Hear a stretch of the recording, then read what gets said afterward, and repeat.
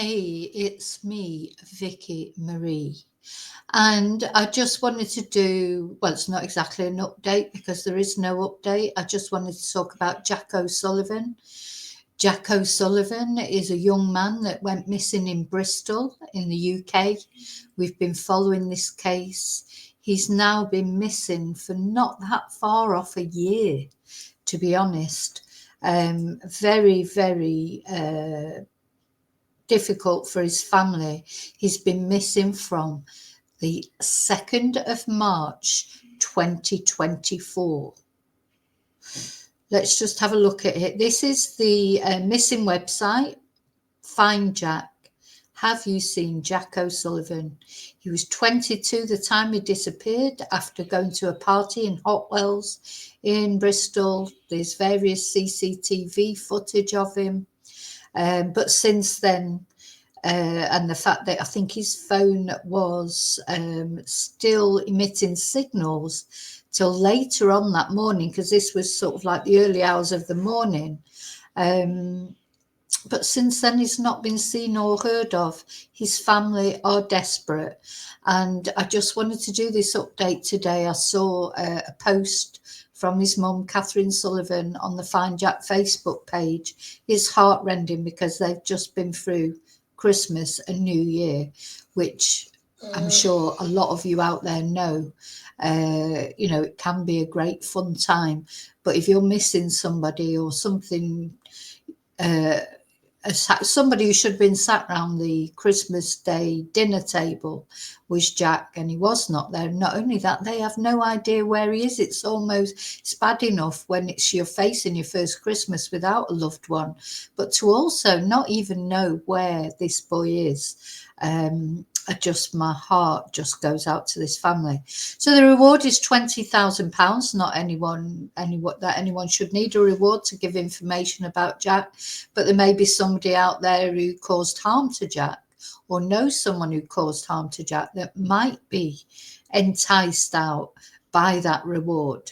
And on the findjackosullivan.co.uk website, you can find all the information. This is just going to be a short video. Really, the main purpose for me with this video is to read out Catherine's statement that she's made on Facebook. And maybe if you could share this video so it gets maximum attention from people. We just have to keep Jack in everybody's mind. When there's no news, it's difficult to keep a missing person in the public eye, because then other missing people come along and we look at those as well. But every now and again, until Jack hopefully is found one day, we just have to keep his name, his face in the public eye. So on the website gives you all the details. I've been on the website many times and showed you all these are the clothes he was wearing. So Jack, he had nice clothes on, so there is, he had designer clothes on, a Barber jacket, brown Ralph Lauren trainers, navy blue chinos and a cream knit lambswool jumper. He dressed nicely. He had an iPhone with him, an AirTag, his car keys, an Emporio Armani watch. Was Jack the victim of muggers or thieves? Is that possible?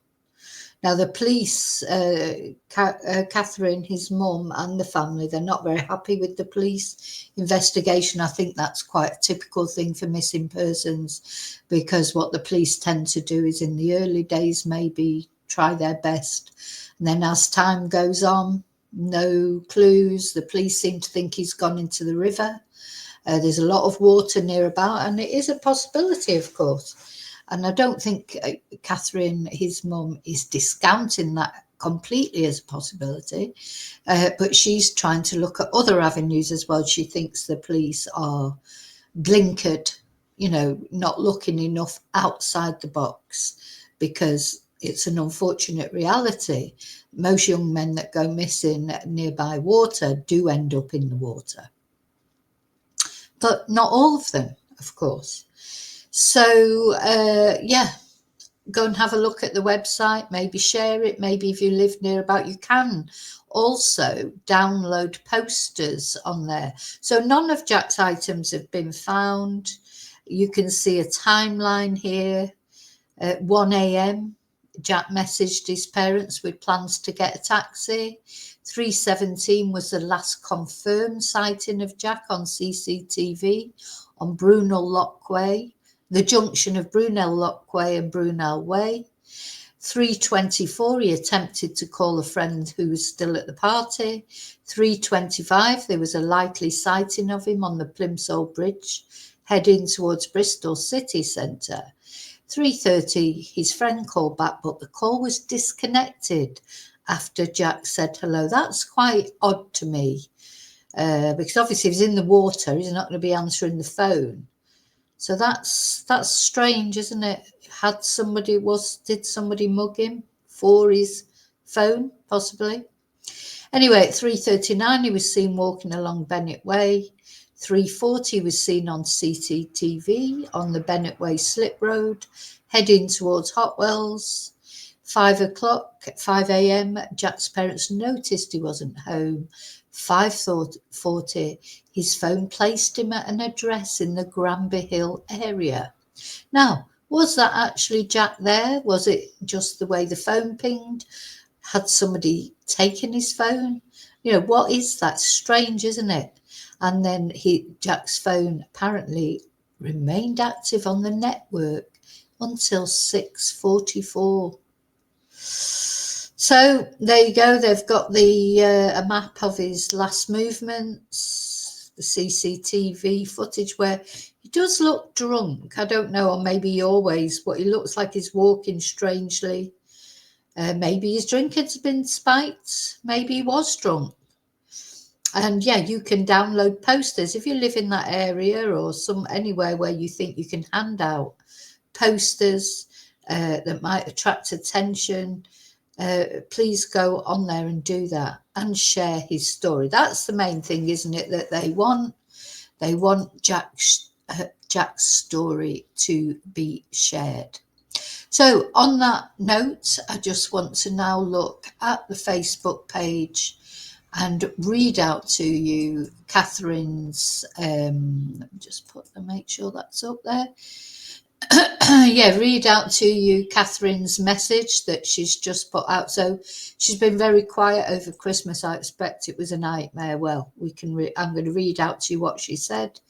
Just to say, sorry, just let me have this. I've still got a little bit of a sore throat. I'm a lot better. Just to say, after the most terrible few weeks of pain, on a scale that was at times beyond words, bless her, my family and I survived the Christmas and New Year period in a world without our beloved Jack.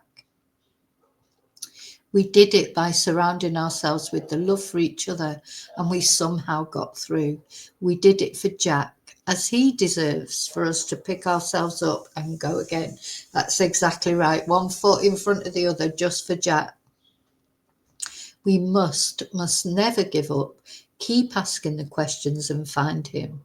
I just wanted to say a huge thank you to all the wonderful people that are continuing to follow and share our ongoing terrible situation. Over the past 10 months, there has not been a day when we have not been offered some support in one way or another. In a world of such despair, we are totally blown away by the help that's being offered to us. There are not enough words to express how much it means to myself and my family. We have an amazing team around us that are going above and beyond to look after us, and without them we would not be able to find the strength to keep up the fight.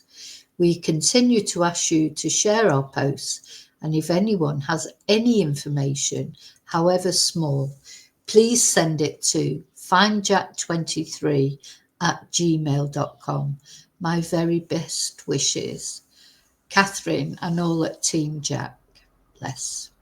So as you can see, it's 3.3 people have either liked it or loved it, or the things that you do on Facebook posts. I'm going to share it as well. Oh, I shared it on the wrong. I need to share it on publicly.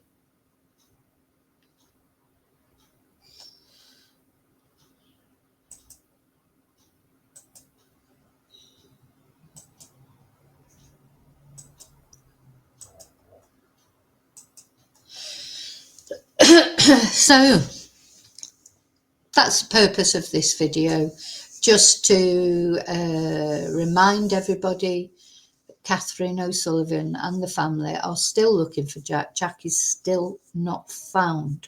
And let's hope that this month, January 2025, in this new year, something will come to light where at least Catherine gets some answers.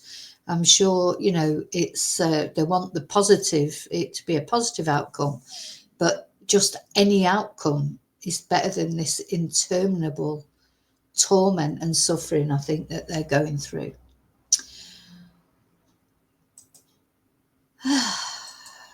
Okay, so thank you for watching. Thank you for caring about Jack, of course. I'll see you really soon in the next video.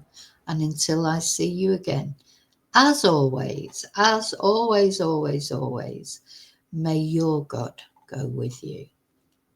Thank you. Oh, and until I see you again. Oh, I said it. Okay, bye.